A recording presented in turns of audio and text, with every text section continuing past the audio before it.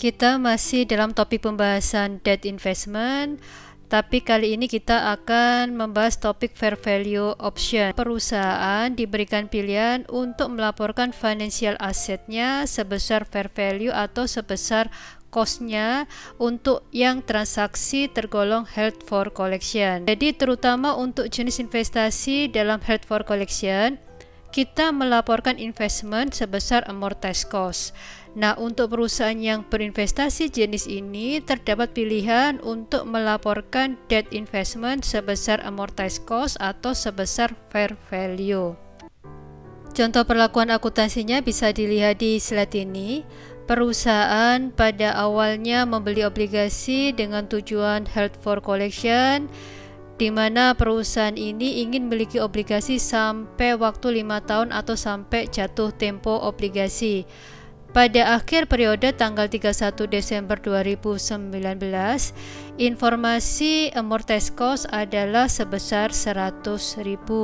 Kemudian ada informasi lain, fair value itu senilai 113.000. Jika perusahaan tidak memilih untuk menggunakan fair value, maka perusahaan akan melaporkan sebesar amortized cost-nya yaitu 100.000. Namun, jika perusahaan memilih fair value, maka yang dilaporkan harus sebesar 113.000. Oleh sebab itu, perusahaan harus membuat jurnal penyusean untuk menyesuaikan nilai ini ke nilai fair value-nya. Jurnalnya adalah debt investment pada unrealized holding gain or loss untuk income sebesar selisihnya yaitu sebesar 13.000. Nah, ini yang di fair value kan adalah satu jenis obligasinya yang disebut di sini adalah German bonds.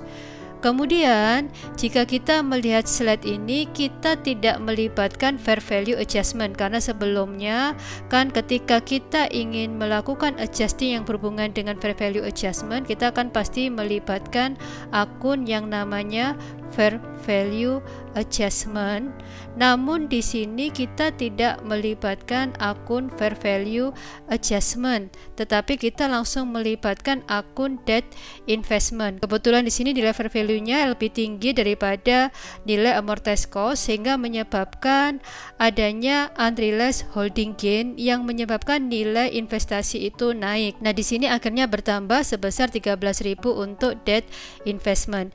Jika soal sebaliknya di mana fair value lebih rendah, maka nanti jurnalnya adalah unrealized holding gain or loss income pada debt investment. Jadi kita tidak menggunakan akun fair value adjustment.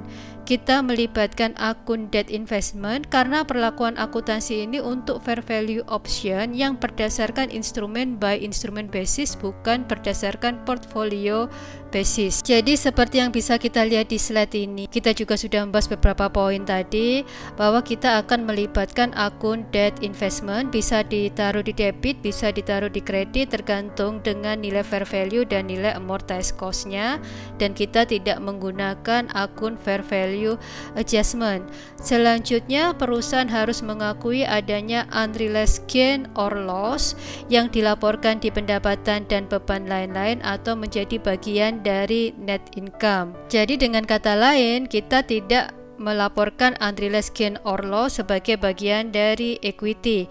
Kemudian, jika perusahaan memilih melaporkan sebesar fair value, maka ini harus digunakan secara konsisten sampai perusahaan itu tidak memiliki obligasi tersebut. Jadi, yang bisa kita simpulkan dari fair value option ini adalah kita bisa melaporkan investasi sebesar fair value, bahkan untuk investasi yang tergolong held for collection.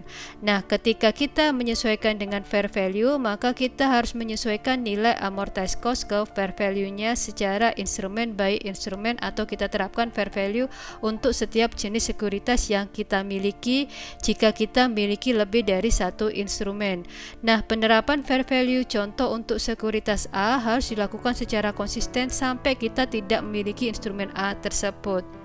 Baik, pembahasan terkait dengan fair value option ini adalah topik terakhir dari investasi dalam bentuk hutang. Materi berikutnya terkait dengan investasi dalam bentuk ekuitas.